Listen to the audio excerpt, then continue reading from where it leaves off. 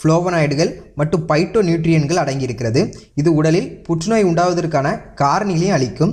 இதன் மூலமாக புற்றுநோய் வருவது தடுக்கப்படும். குறிப்பாக குடல் புற்றுநோய்க்கு எதிராக சிறப்பாக செயல்படக்கூடியது பலாப்பழம். 8 தைராய்டு நோயாளிகளுக்கு மிகவும் நல்லது பலாப்பழம். தைராய்டு சுரப்பி ஆரோக்கியமாக இயங்குறதுக்கு மிகவும் அவசியமான சத்து காப்பர் சத்து. இது பலாப்பழத்தில் நல்ல அளவில் இருக்கிறது. இது தைராய்டு ஹார்மோன் உற்பத்தியை சீராக்கி தைராய்டு பிரச்சனையை குணமாக்கும்.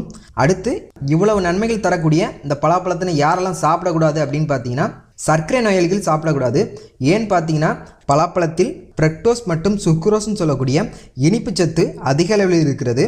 ஸோ சர்க்கரை நோயாளிகள் பலாப்பழம் சாப்பிடக்கூடாது. அடுத்து பார்த்தீங்கன்னா, கர்ப்பிணி பெண்கள், பாலூட்டும் தாய்மார்கள் பலாப்பழம் சாப்பிடக்கூடாது, மாந்தத்தன்மையை ஏற்படுத்தக்கூடும். அடுத்து பார்த்தீங்கன்னா, உடலில் அலர்ஜி பிரச்சனை இருக்கிறவங்களுக்கும் பலாப்பழத்தை சாப்பிடக்கூடாது. என்ன நண்பர்களே, இன்றைக்கி இந்த வீடியோவில் சீசனில் மட்டுமே கிடைக்கக்கூடிய இந்த